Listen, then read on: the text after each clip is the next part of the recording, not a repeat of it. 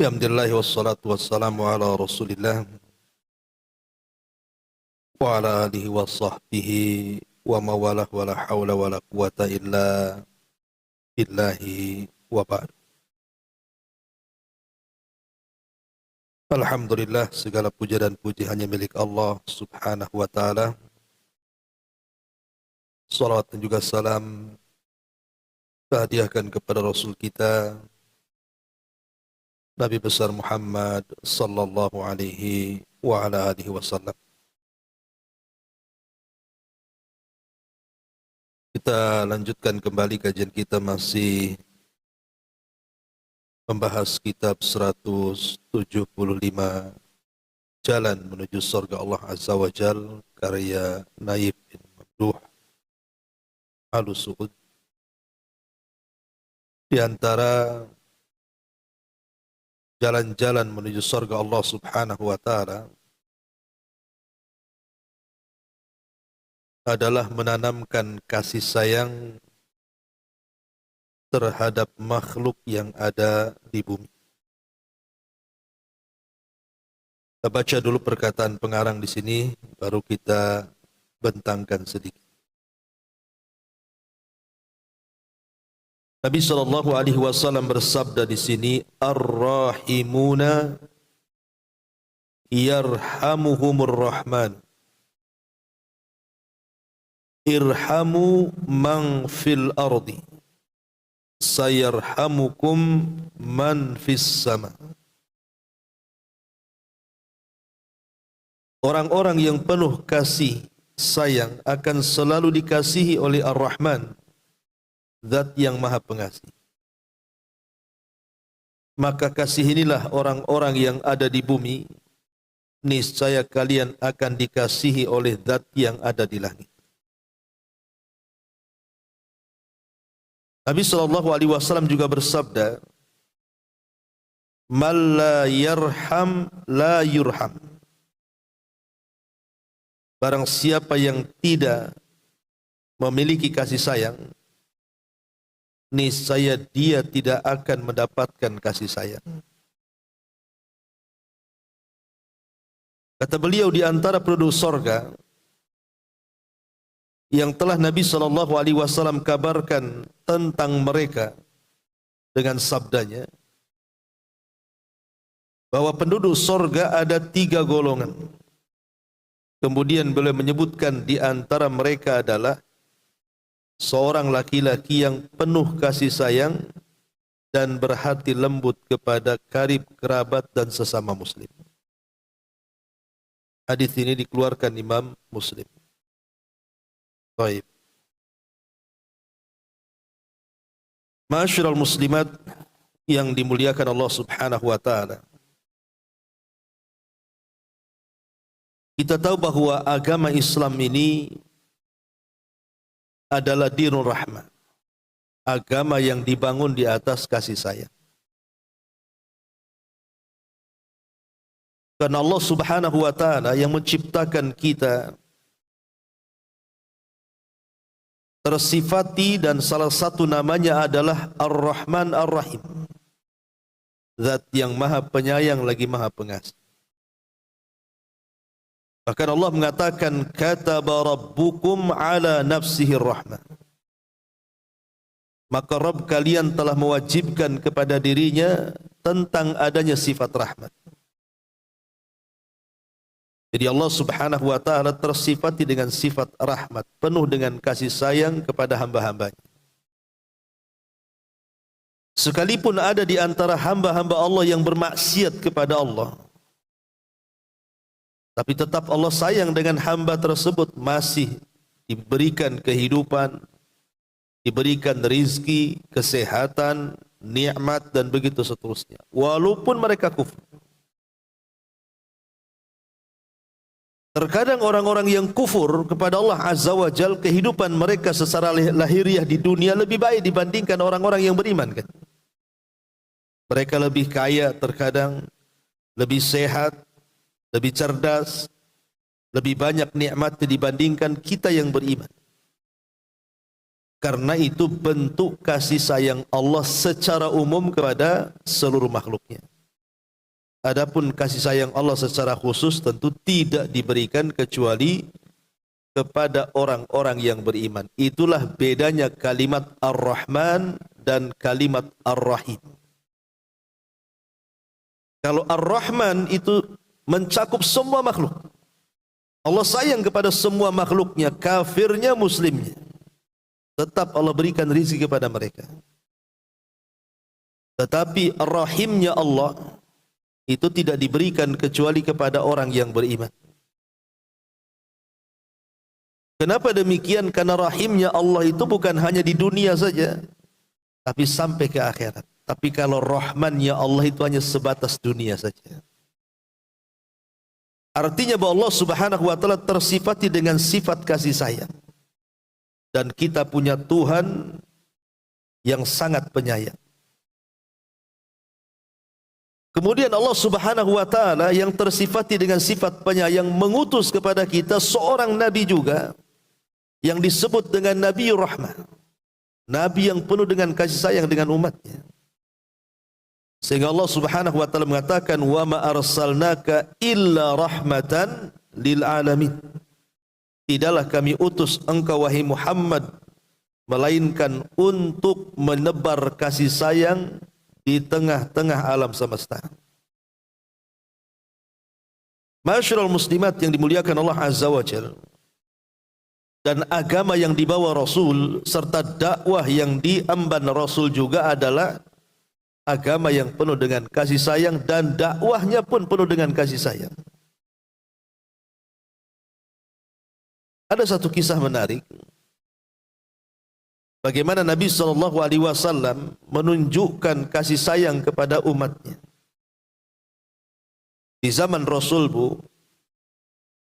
ada laki-laki namanya Maiz. Si Maiz ini sahabat Nabi. Dia selalu hadir di majlis Nabi SAW. Tapi yang namanya sahabat juga manusia. Satu hari dia terkalahkan dengan hawa nafsunya, berzinah pula dia dengan seorang budak wanita. Akhirnya dia merasa bersalah. Kemudian disarankan oleh tuannya, karena Maiz ini kan budak, untuk mengaku bahwa dia sudah berzina dan minta kepada Rasul untuk dihukum. Datanglah Maiz kepada Nabi SAW, kemudian mengatakan, ya Rasulullah, inni zanaitu fatahirni. Rasul, aku sudah berzina, tolong bersihkan. Kata Nabi SAW, idhab fastaghfirillah.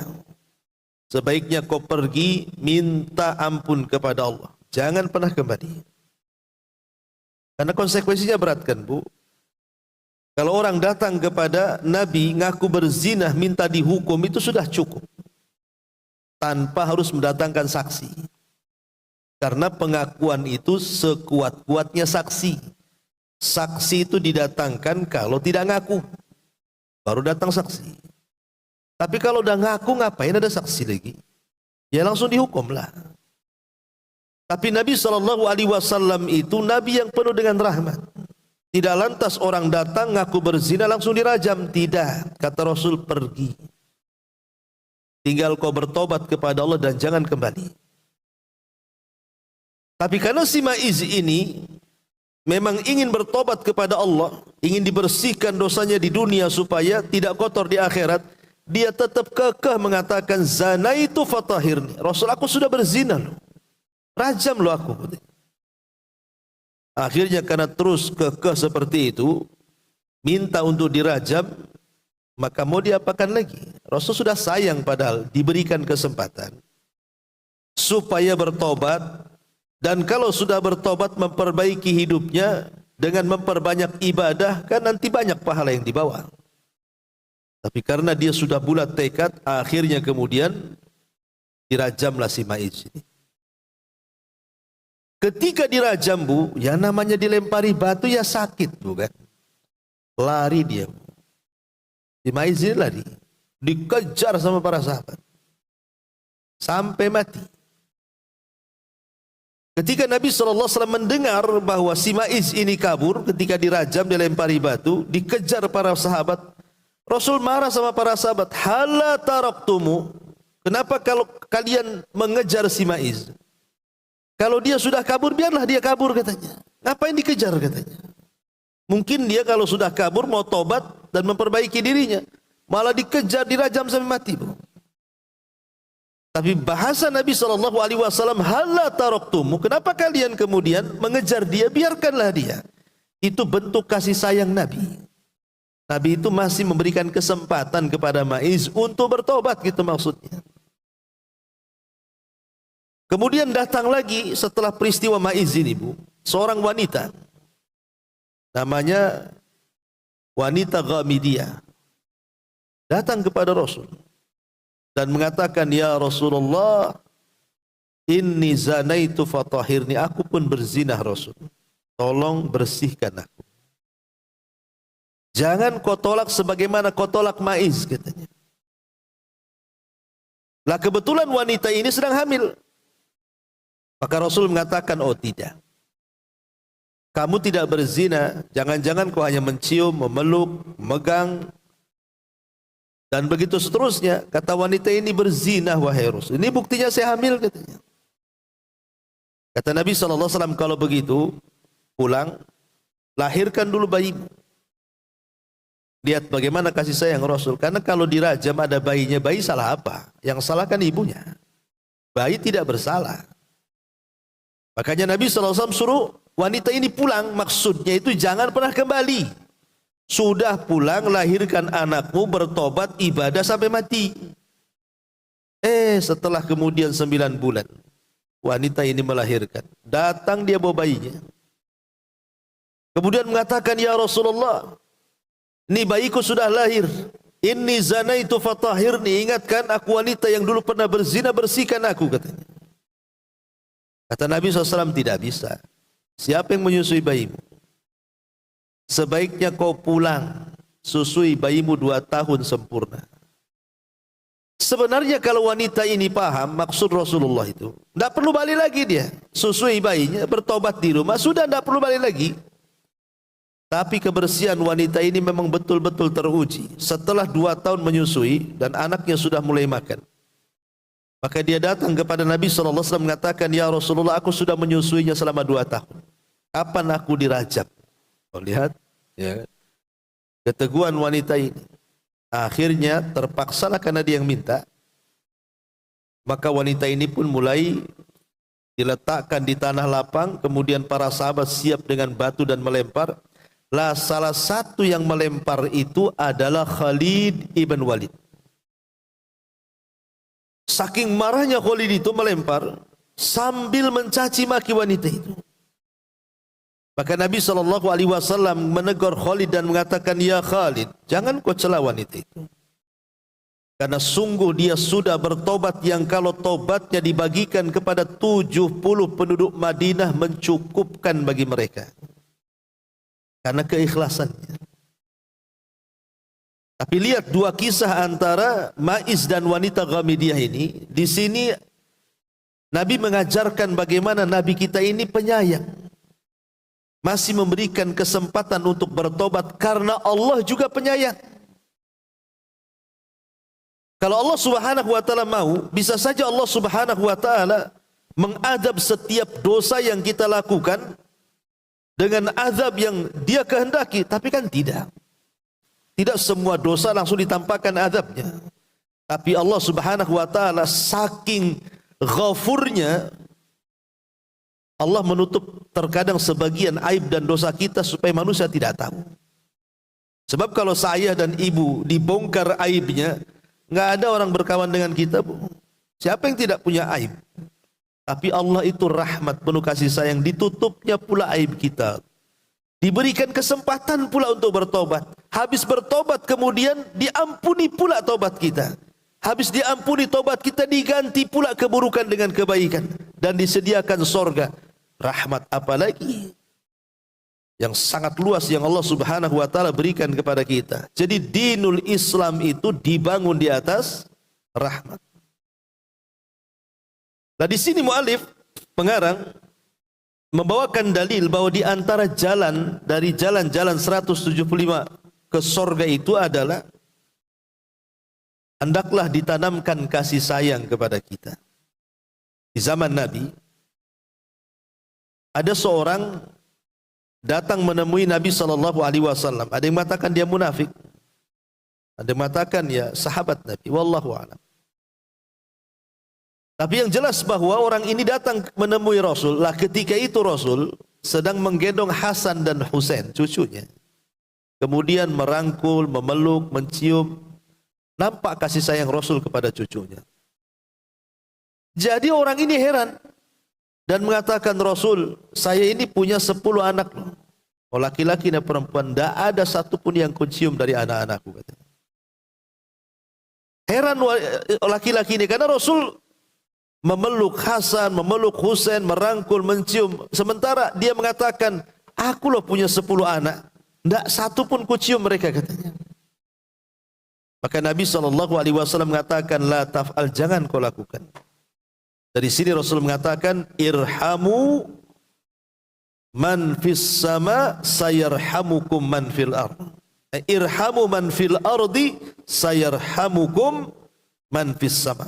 Sayangi orang yang di bumi, nanti yang di langit akan menyayangimu.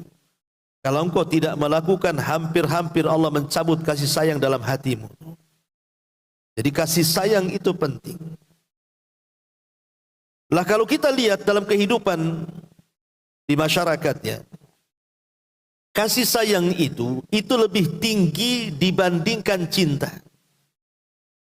Ketika kita bicara soal urusan rumah tangga, Bu, ayat yang sering dibaca dalam pernikahan itu adalah wa min ayatihi an khalaqalakum min anfusikum azwaja litaskunu ilaiha wa ja'ala bainakum mawaddatan wa rahmah.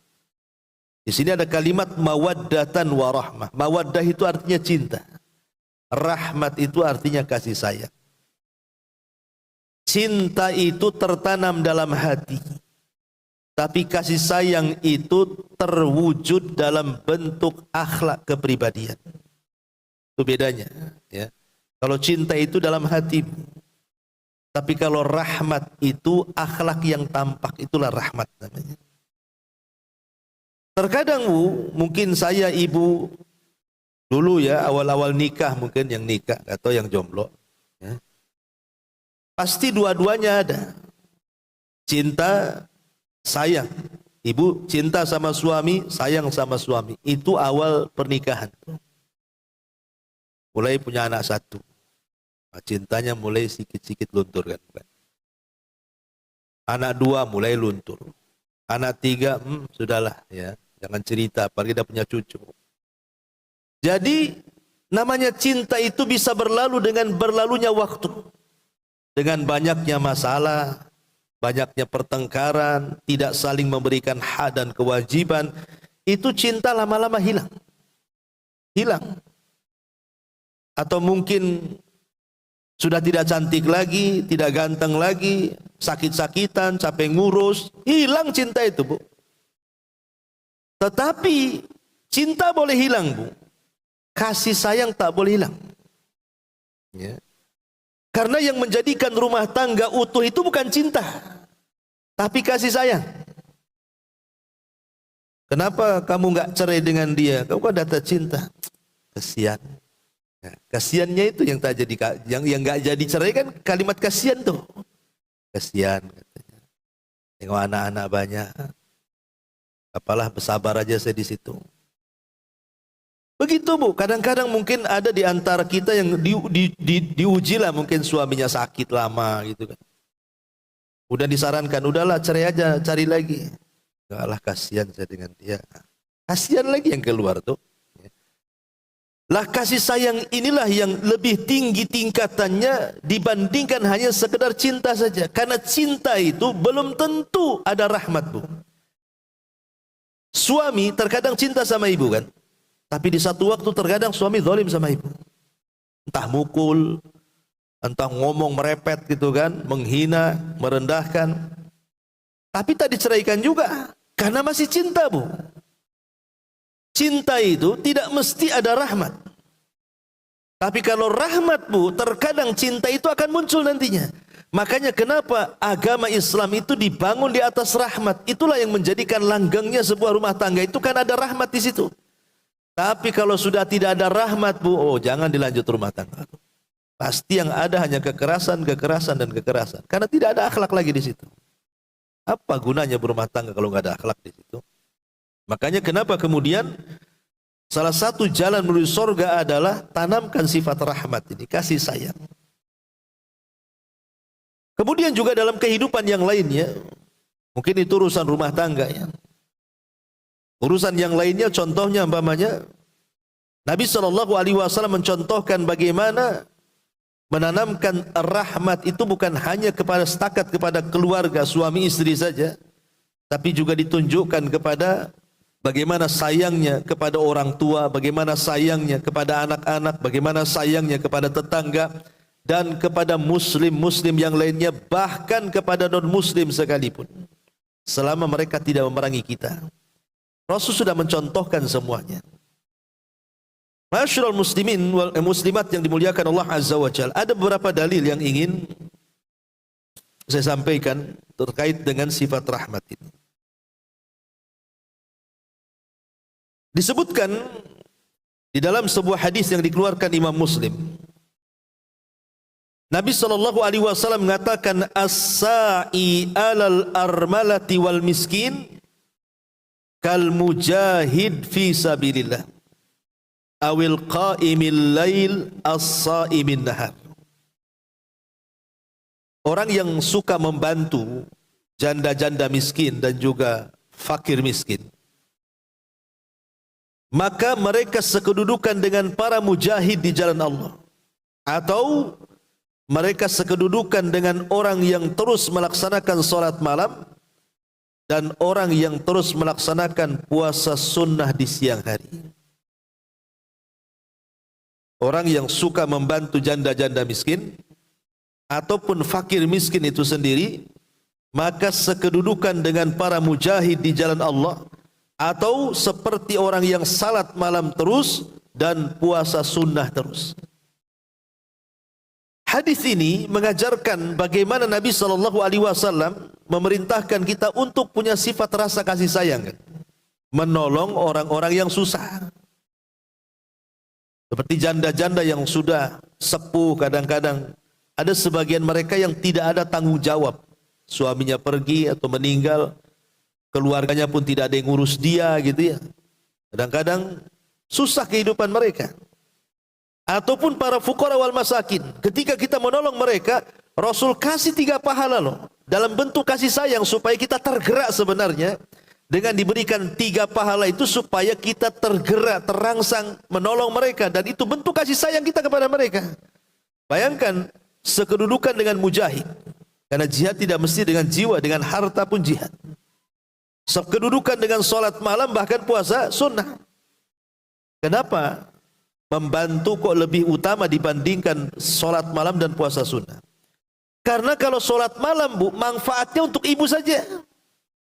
Begitu juga puasa, manfaatnya untuk ibu saja kan. Kalau ibu nih sepertiga malam bangun kemudian tahajud, pahalanya untuk siapa? Ya untuk ibu lah yang melakukan. Atau ibu mamanya puasa Senin Kamis, untuk siapa pahalanya? Ya untuk ibu lah yang melakukan. Tapi kalau kita membantu orang, itu pahalanya muta'addi, sampai kepada orang juga, dan orang akan berterima kasih kepada kita. Makanya amalan-amalan yang sifatnya berkenan dengan orang lain jauh lebih berpahala dibandingkan amalan yang bersifat pribadi. Ya, amalan ini kaidah ini. Amalan yang bersifat menyentuh orang itu lebih besar pahalanya dibandingkan amalan yang manfaatnya kembali kepada individu. Contoh, Nabi SAW mengatakan, fadlul alim alal abid ka fadlil qamari lailata badri ala sairil kawakib. Perbedaan orang alim, para penuntut ilmu, dengan ahli ibadah itu sama dengan bulan purnama di antara bintang-bintang yang ada. Bintang itu, Bu, walaupun jumlahnya jutaan, tidak bisa menerangi bumi. Tapi 1 bulan, walaupun 1 itu bisa menerangi bumi. Itulah bedanya para penuntut ilmu dengan ahli ibadah. Para penuntut ilmu kayak ibu ini kan para penuntut ilmu nih. Dapat ilmu bisa disebar ke orang. Ya.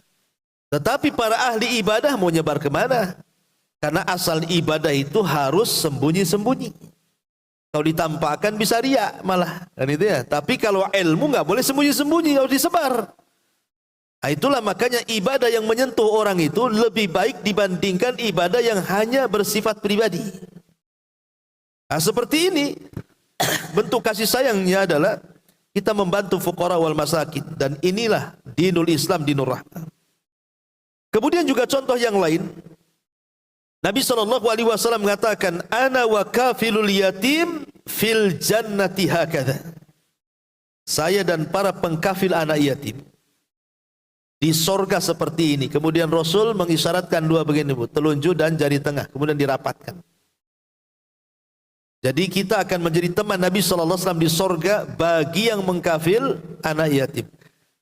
Di sini syaratnya apa, Bu? Bagaimana Rasul menanamkan kasih sayang kepada kita?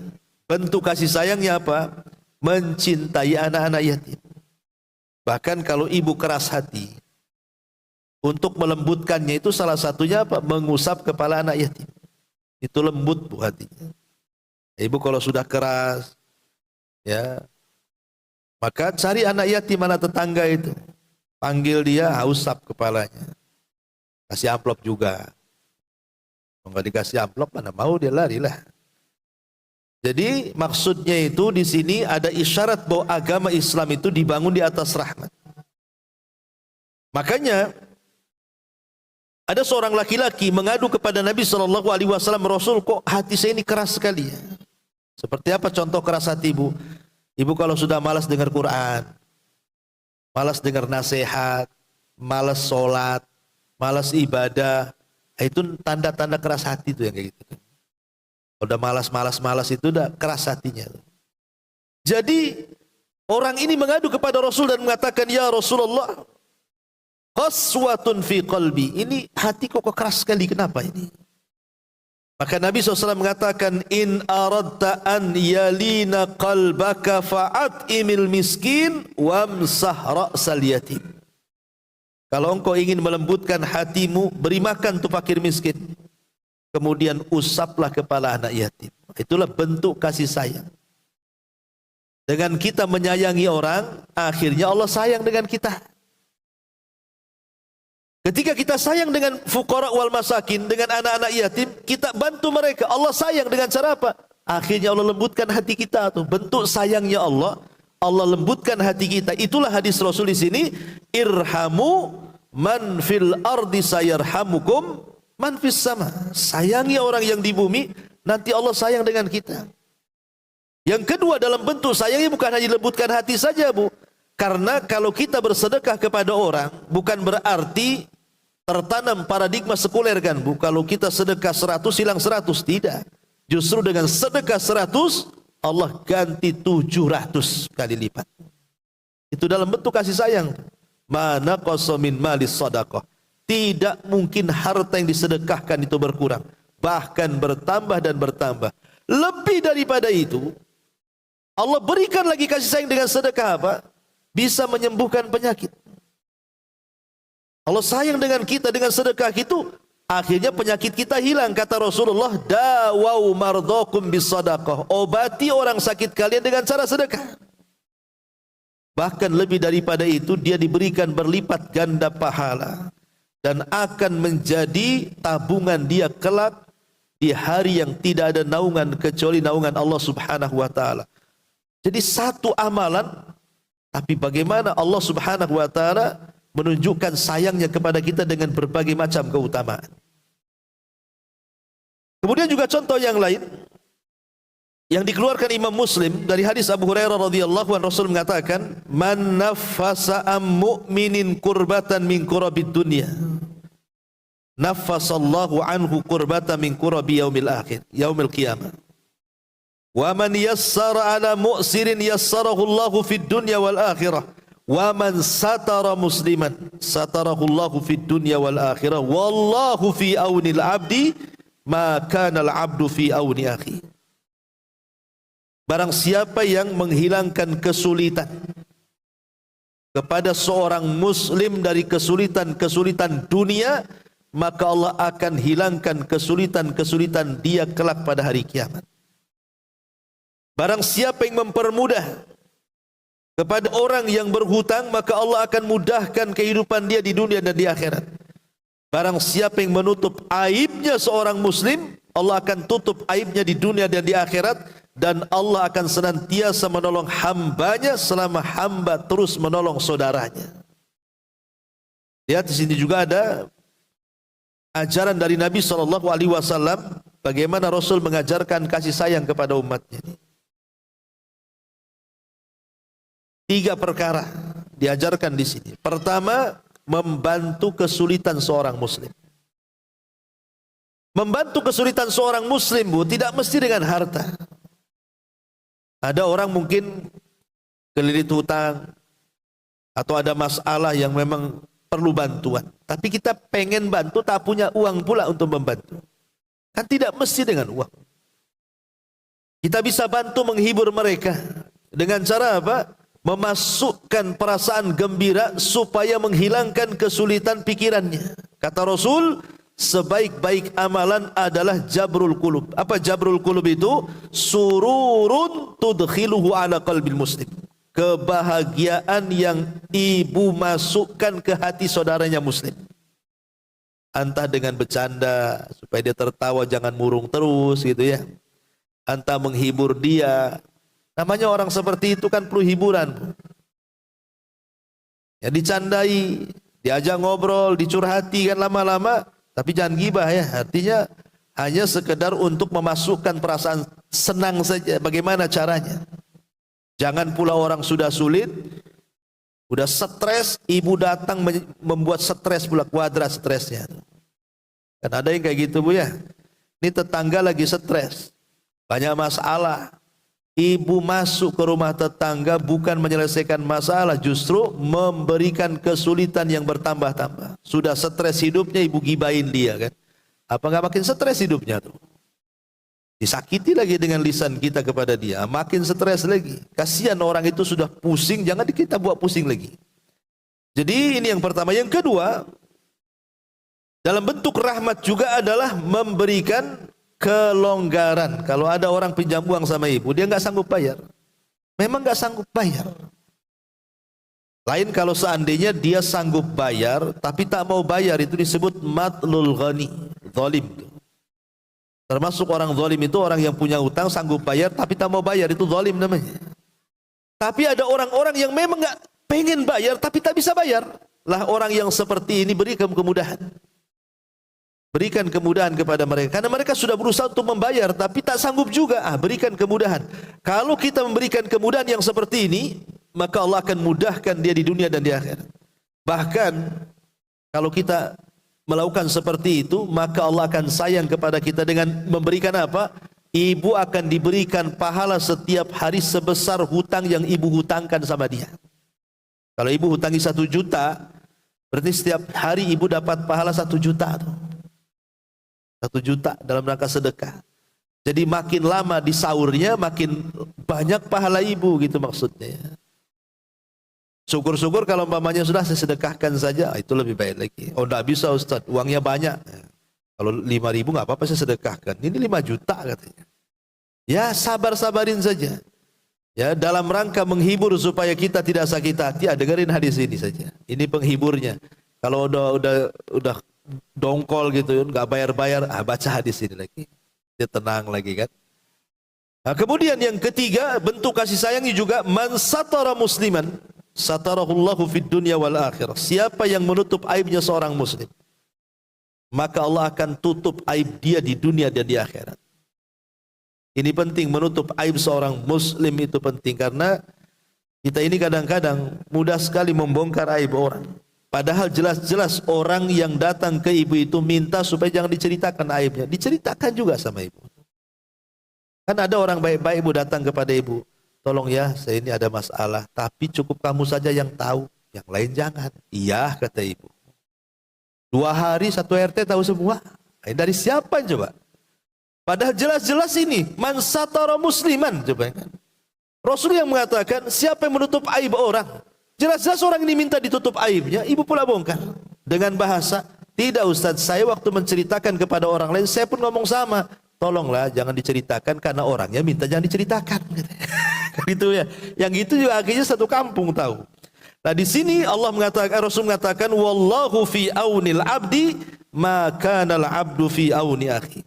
Sebagai bentuk kasih sayang Allah karena kita sudah sayang dengan orang-orang ini, maka Allah akan senantiasa menolong hambanya selama hamba itu menolong saudaranya. Ini juga di antara hadis yang menunjukkan bagaimana Nabi menanamkan kasih sayang kepada makhluknya agar kita berlaku sayang kepada orang-orang yang ada di bumi. Kemudian juga contoh yang lainnya, contoh hadis Bukhari dari Sa'id ibn Zubair radhiyallahu an. Dia mengatakan kuntu inda Ibni Umar. Famarru bi fityatin aw bi nafarin nasabu dajjajatan yarmunaha. Falamma ra'au Ibnu Umar tafarraqu anha wa qala Ibnu Umar man fa'ala hadha? Inna an-nabiyya sallallahu alaihi wasallam la'ana man fa'ala hadha. Qala radhiyallahu an la'ana an-nabiyyu sallallahu alaihi wasallam man mathala bil hayawan. Sebutkan dalam Sahih Bukhari dari hadis Sa'id bin Zubair, aku di samping Ibnu Umar katanya. Tiba-tiba lewatlah beberapa anak muda yang sedang mengikat ayam hidup diikat di tiang. Kemudian setelah itu dilempari batu sampai mati ayam itu. Jadikan mainan, ya. Dijadikan panahan. Jadi ayam itu dipanah, ayam hidup padahal itu. Maka Ibnu Umar marah. Tiba-tiba anak-anak muda ini kemudian takut lari. Kata Ibnu Umar, ingat, siapa yang melakukan ini? Rasul melaknat orang yang melakukan seperti ini. Kemudian Ibnu Umar membawakan sebuah hadis, Rasul la'anan Nabi SAW, Rasul melaknat man massala bil hayawan, siapapun yang menyiksa binatang. Lihat bagaimana Islam ini menanamkan kasih sayang bukan hanya kepada manusia, sampai kepada binatang. Disebutkan dalam Musnad Imam Ahmad, Bu. Hadis dari Anas bin Malik radhiyallahu an, satu hari Rasul ini sedang menaiki keledai bersama Anas ibn Malik berkeliling kota Madinah. Tiba-tiba kemudian lewat dengan seekor unta. Tiba-tiba unta ini mengejar Rasul sakencang-kencangnya. Setelah dekat langsung menghadang di depannya. Kagetlah Rasul, kok ada unta mengejar, tiba-tiba kemudian menghadang persis di depannya. Ketika itu Rasul terhentilah, ada kaget, ada unta kan. Anehnya unta itu langsung yabruk. Yabruk itu langsung duduk kemudian sujud. Jadi Nabi SAW heran melihat pemandangan seperti itu, langsung turun dia. Kemudian mendekati unta, tiba-tiba dia melihat unta itu menangis. Jadi binatang itu bisa menangis. Ibu punya kucing, kadang-kadang kan menangis tuh kucing tuh. Jadi diusaplah tangisan unta itu. Entah ngobrol apa Rasul dengan unta itu. Jadi salah satu mujizat Nabi juga. Rasul itu juga memahami bahasa unta, sama dengan Nabi Sulaiman. Ini mujizat, Bu, ya Bu. Jangan ibu tiru. Saya pernah ada orang ngobrol sama kucing. Dimarah-marahi kucingnya itu. Kucing tak paham apa-apa, mau dimarahi tetap. Ini diam, Bu, ya kan? Gara-gara telat datang dimarahi. Gara-gara nggak mau makan dimarahi. Perhatian sama kucing lebih daripada sama suaminya. Jadi Rasul bincang-bincang dengan unta ini. Habis itu Rasul berdiri. Kemudian berteriak-teriak Rasul itu. Man sahib hadzal jamal? Siapa pemilik unta ini, kata Rasul. Oh, orang-orang Ansor pada datang. Rupanya seorang anak muda ngaku, ana ya Rasul, saya. Itu unta saya, wahai Rasul. Kata Rasul, sini kamu. Ya. Ada apa wahai Rasul?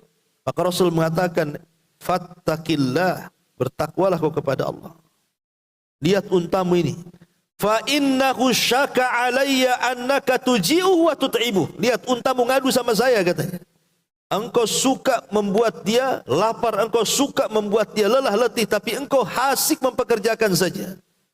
Kau buat dia bekerja, tapi engkau tidak bisa memberikan kesejahteraan kepadanya. Bertakwalah kau kepada Allah yang telah menguasakan unta kepadamu. Lihat bagaimana seekor unta paham kemana dia mengadu, Bu.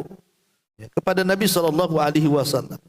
Tapi lihat bagaimana Nabi SAW mengajarkan kepada kita untuk berlaku kasih sayang kepada unta ini.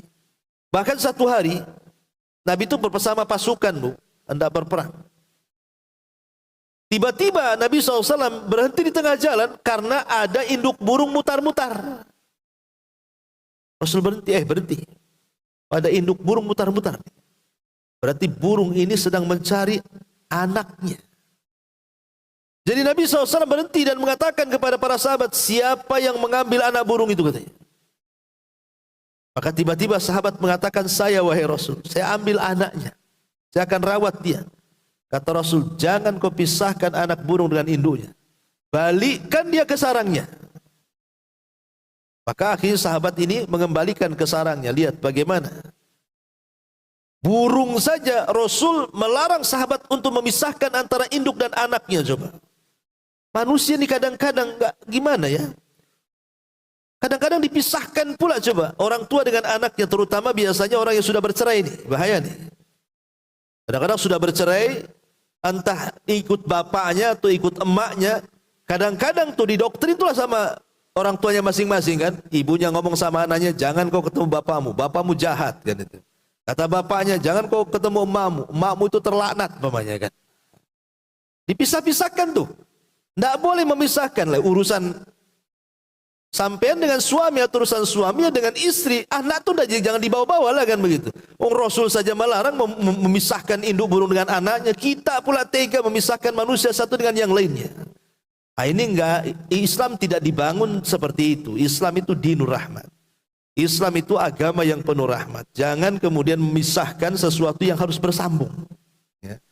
Nah, ini juga salah satu contohnya bagaimana Islam juga mengajarkan kasih sayang yang luar biasa. Kemudian juga contoh yang lainnya, hadis dari Shaddad ibn Aus radhiyallahu anhu. Inna Allah katabal ihsan ala kulli syai'in. Idza qataltum fa ahsinul qitlah wa idza dzabhtum fa ahsinu dzibha falyuhid ahadakum safratahu wal yurih dabihatahu.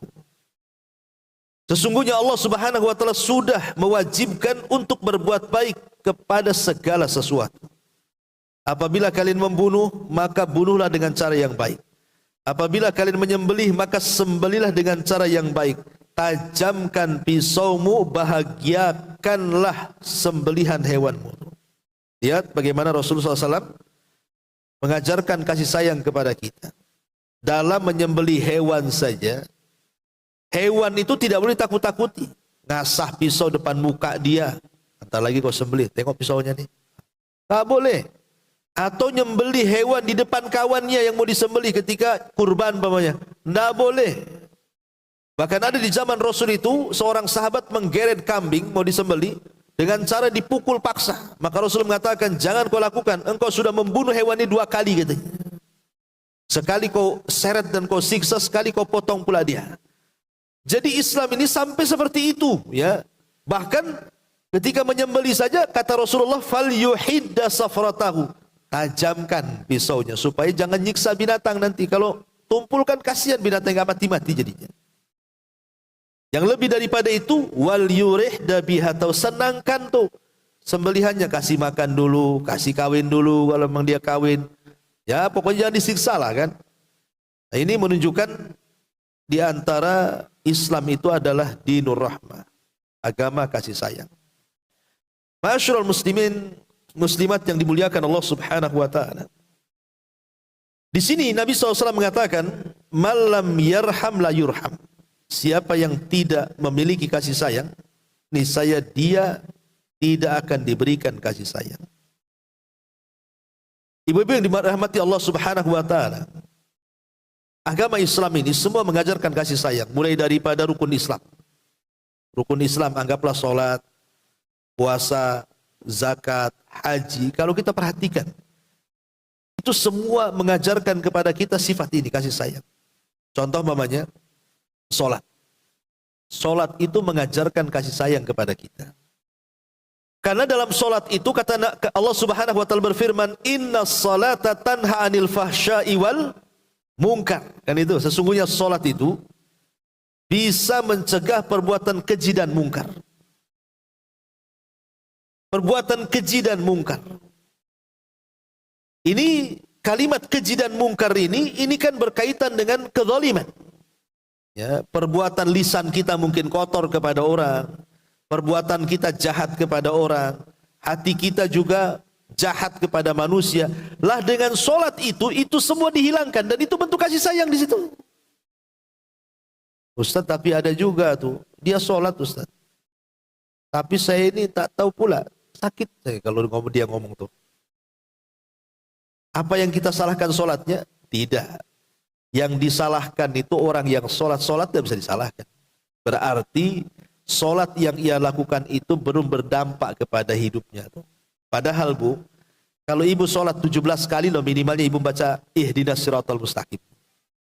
Ihdinas siratal mustaqim. Ihdinas siratal mustaqim. 17 kali kita itu minta seperti itu. Kalau ibu terhenti dalam kalimat ihdinas siratal mustaqim, ibu renungkan gitu kan, harusnya orang yang sholat itu dapat hidayah lah.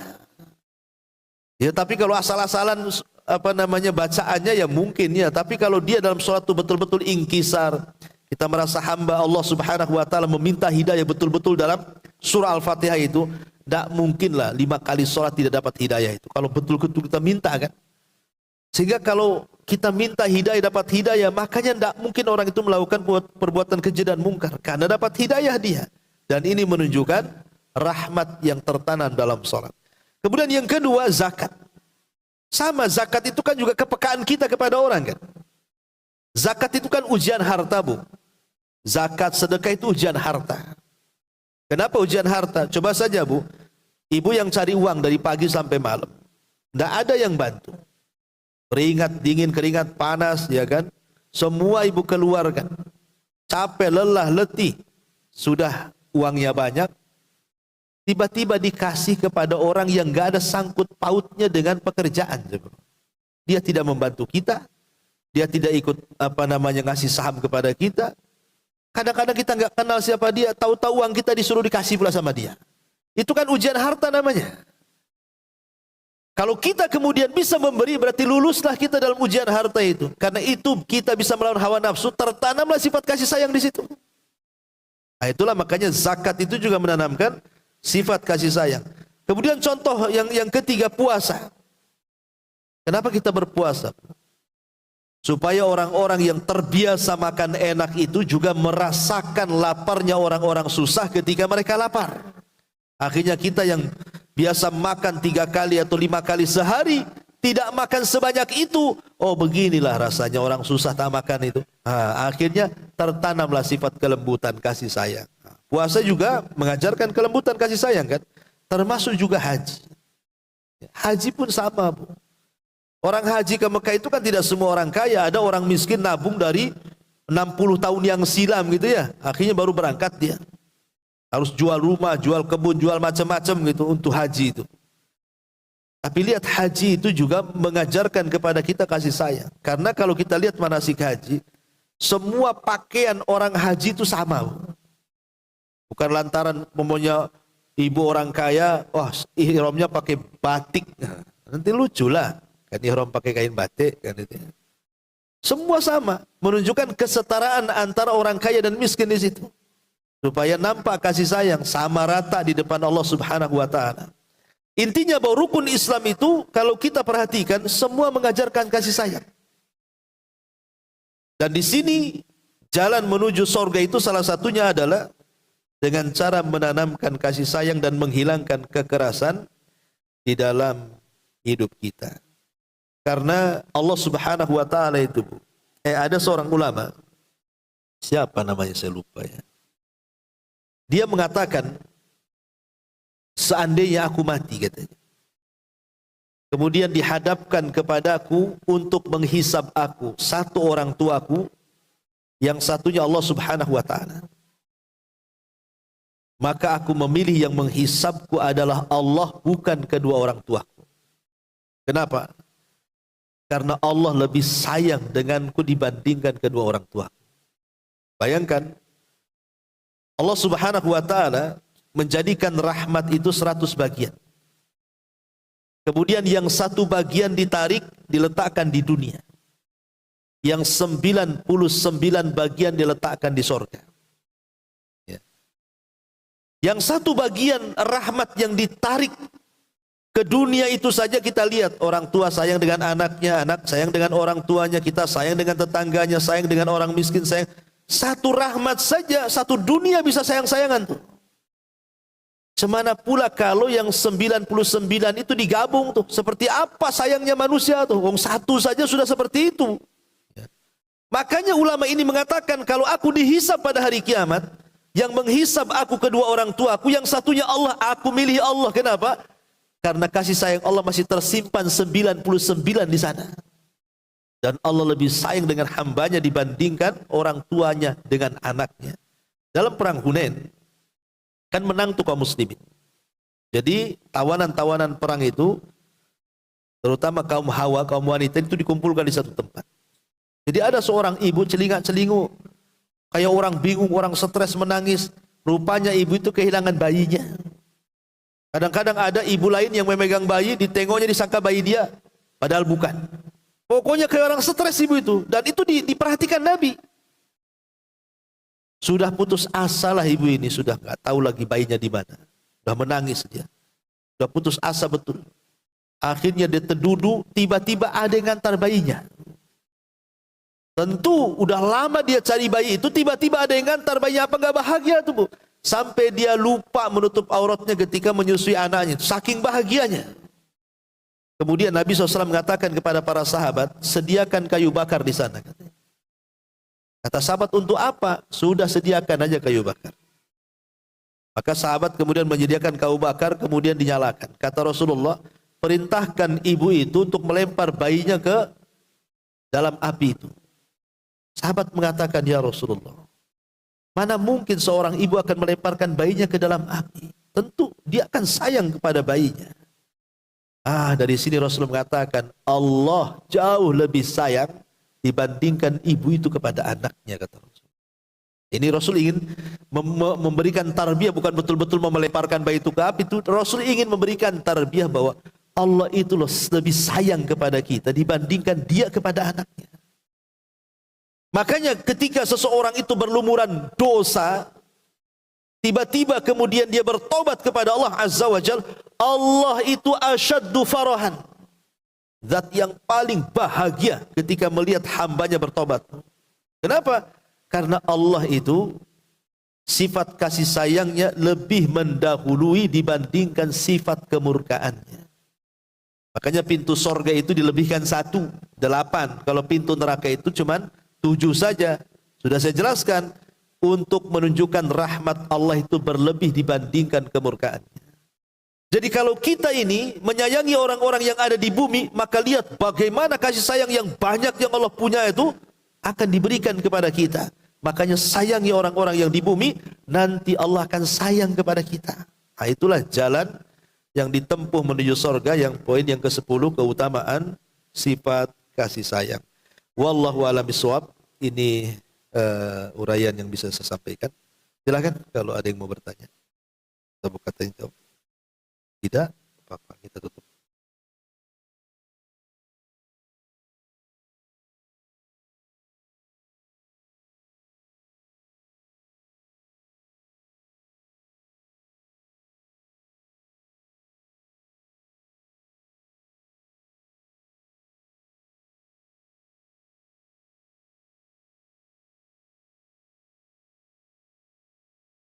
Alhamdulillah, enggak ada yang bertanya.